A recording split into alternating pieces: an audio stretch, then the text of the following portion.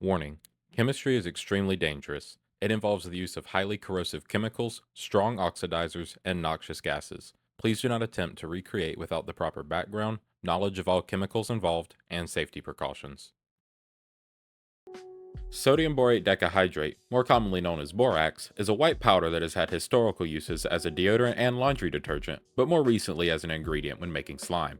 I opted for a different use though, and that's by using hydrochloric acid to make boric acid, which can be readily bought as a roach killer. It also burns a bright green, which I'll demonstrate later.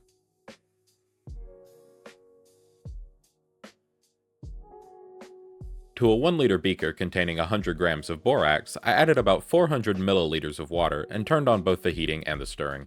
After heating up the solution, I added another 200 milliliters of water and let the borax dissolve. While it was dissolving, I decided to go ahead and measure out my hydrochloric acid.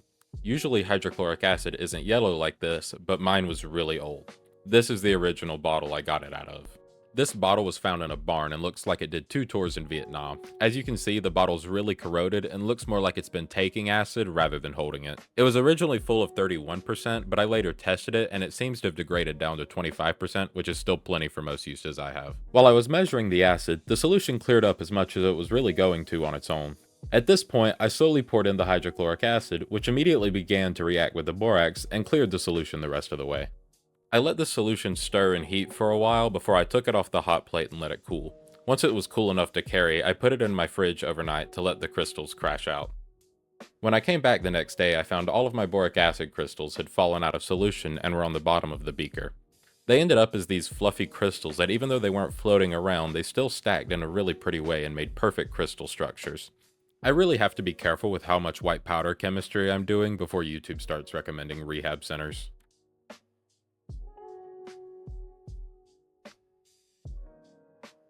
This time for the filtering, I was actually able to use a vacuum filter, but I had never tried it before, and my rubber stoppers I've had for about a year were all stuck together.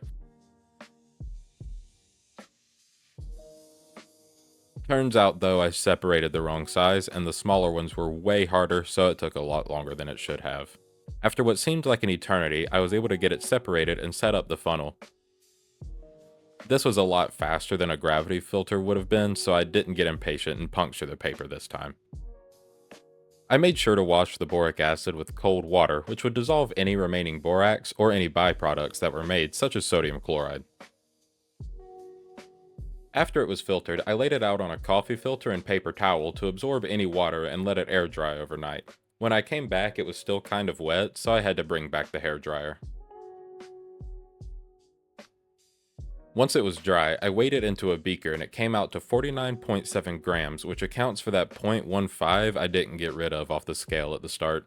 This corresponds to a 76.6% yield, which I was actually really happy with.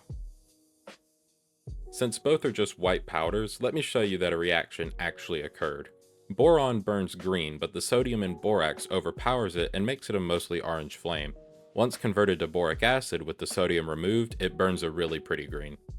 I hope you enjoyed this video, and even though I have exams coming up, I'll still try to get something out in the coming couple weeks.